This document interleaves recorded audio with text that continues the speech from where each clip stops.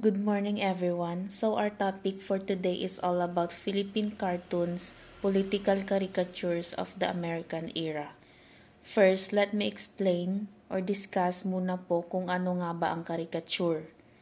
Ang caricature ay isang larawan na ginagawang nakakatawa ang isang tao o ginagawa nila itong exaggerated. So, ang caricature din ang ginagamit noon sa ating newspaper para maidetalye ang gusto nilang iparating na message. Overview. During American rule in the Philippines, political cartoons became popular because artists used them to criticize the problems and wrongdoing of the American colonial government.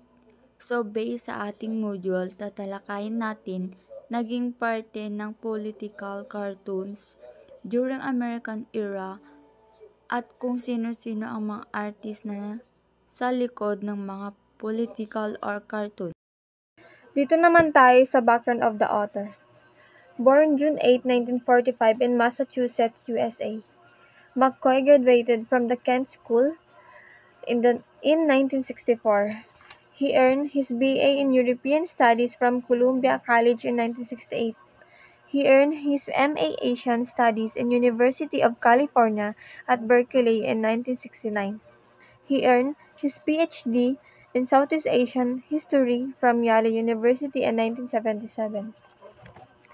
Si Alfred McCoy ay isang historian na nag-aaral ng Southeast Asian History at naging interesado siya sa mga political cartoons ng Pilipinas. At para mas maunawaan niya ang social at political situation ng Pilipinas noong panahon ng mga Amerikano.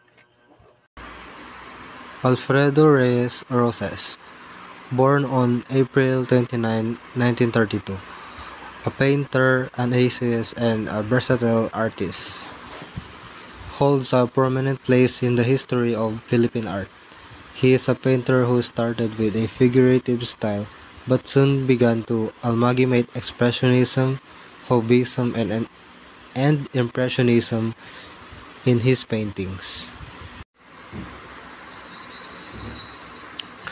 Alfredo Reyes Roses, siya ang co-author ni Alfred McCoy sa Philippine Cartoons, Political Caricatures of the American Era. So si Alfredo Reyes Roses ay isang kilalang Filipino artist, a painter and essayist whose work combined different styles like Expressionism, Fauvism, and Impressionism. Many Manila newspaper like the Philippine Free Press, Lipag Kalabaw, The Independent as well as Bagong Kusog in Cebu ay ilan lamang sa mga ginamit ng mga political cartoon sa kanilang mga editorials. News sa the Philippines process tinagaang noong 1906 sa Philippines. Pre-process ni hukom na kidakad inangkad pero napunta kay malukid dahil ito ay nabangkrap. Pareho Espanyol at English ang ginagamit na lingwahe sa newspaper. Focus sila sa pagsaysay ng tungkol sa pag-unlad ng bansa. Mas nagiging malaya ang pagpapahayag nila dahil hindi sila nakasandal sa kahit anong politikodong na nanindigan din sila sa interdad ng demokrasya at pag-unlad ng Pilipinas. Next is the Lipag Kalabaw. Launched in the same year as Philippine Free Press, it was established in Tagalog and Spanish containing satiric cartoons. It maintained anonymity by not having a masthead by having the artist and writers use pens. Itinatag noon din lang panahon ng pagkakatatag ng the Philippines Free Press, and Lipag Kalabaw ay pinablish gamit ang lingwaheng Tagalog and Spanish with satirical or sarcastic cartoons. And para ma-maintain ng mga artists and writers ang kanilang pagkatao, gumamit sila ng pen name or palayaw, allowing them to express themselves freely. The Independent, founded in 1915 by the father of Cebuano letters, Vicente Soto, one of the militant and aggressive of the advocates' immediate independence, a weekly newspaper and published in English and Spanish, a forum for its publishers for political crusades, discussed questions for tenancy, urban poverty, and political issues, where Fernando Amorsolo began his career as the angriest of Manila's political cartoonists. The Independent, one of the prominent newspaper, was The Independent. Ang The Independent na itinatag noong 1915 ni Vicente Soto, ang ama ng panitikang Cebuano, ay isang lingguhang pahayagan na naglalathala sa Ingles at Espanyol. Kilala si Soto bilang isa sa mga matatapang na tagapagtaguyod ng agarang kalayaan para sa Pilipinas. Naging isang plataporma ang pahayagan para sa pagtalakay ng mga isyong pampolitika at dito rin nagsimula ang kanyang karir as the angriest of Manila's political cartoonist. Next is Bagong Kusog. Sa Cebu, sikat ang pahayagan na Bagong Kusog na ibig sabihin ay bagong lakas. Kilala ang Bagong Kusog sa paglalarawan ng kalagayan sa Cebu bago ang digmaan. Madalas nilang pag-usapan ang pagkakaiba ng pamamahala ng Espanyol at Amerikano. Ipinakita rin nila kung paano nasisira ang matatandang kaugalian at gawi dahil sa impluwensya ng Amerika.